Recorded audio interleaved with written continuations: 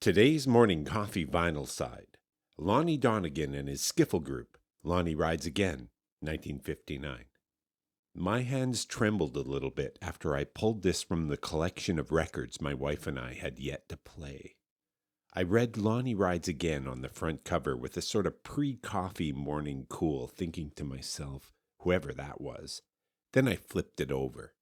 Holy boy, Lonnie Donegan? Is this really Lonnie Donegan?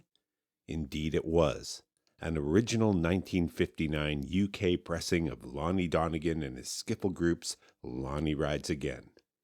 Donegan started out as a jazz guy in the early 50s, but by the mid-50s had started to fall under the influence of American blues and folk music and Dixieland jazz. During jazz gigs, they'd often pause the program to skiffle it up, and it was this skiffle, the amalgamation of several popular American music forms and its lowbrow accessibility in a class-conscious Britain, that set the country's youth alight with the imaginative possibility that they could make music too.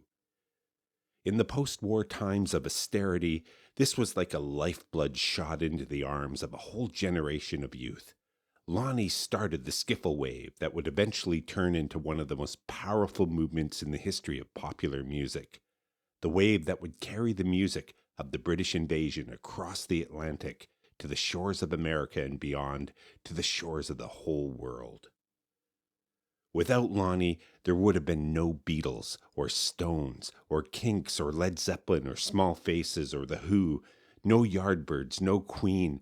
Just go through the list. Nobody. And how good was it? Well, I always assumed it would be pretty janky and lacking depth. Well, those assumptions were wrong. Not only is this just a great album, but it might be a better representation of the intersection of American folk, blues, country, and Dixie than anything to come out of America. It makes acts like the Kingston Trio, Bud and Travis, even the Weavers sound a little bit like pretenders.